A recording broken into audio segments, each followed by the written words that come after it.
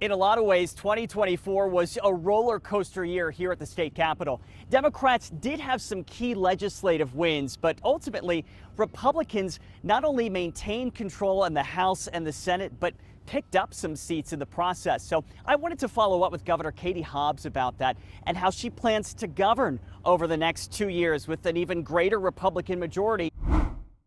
If you had to describe 2024 using one word, what would it be? Wow. It was kind of a mixed bag.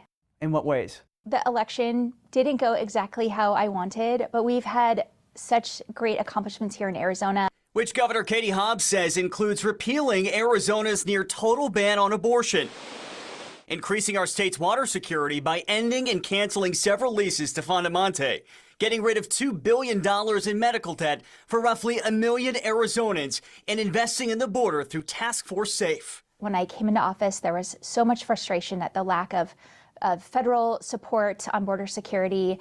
And since I've been here, we've delivered nearly $100 million to local border communities to enhance their technology and capabilities. Governor Hobbs also says Arizona has added more than 160,000 new jobs since she took office, but not everyone is reaping the rewards. What can the state do to help those families that are still feeling all of these impacts of inflation? Yeah, absolutely. I mean, that's something that we talk about every day, and it's why it was important to me to do the medical debt cancellation that we were able to do. It's why we've worked so hard to deliver more affordable housing solutions for Arizonans. We've made some progress there, but there's more to do. The governor tells me she wants to work with Republicans to achieve all of this, but her GOP critics remain skeptical. In her first 2 years in office, Governor Hobbs vetoed a record-setting 216 Republican-backed bills, according to the Associated Press. The message I'm taking away from this election is that Arizonans who elected me, they elected a Republican majority legislature, they are sending Congressman Gallego to the Senate, and they voted for President-elect Trump.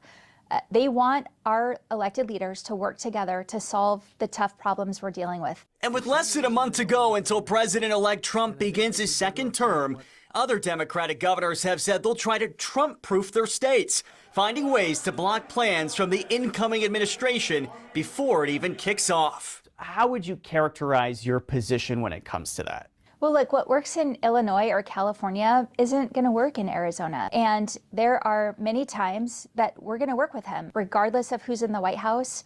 I'm going to do what's right for Arizonans. I'm going to work with the White House when we need to. I'm going to stand up to them when we need to, when it's right for Arizonans.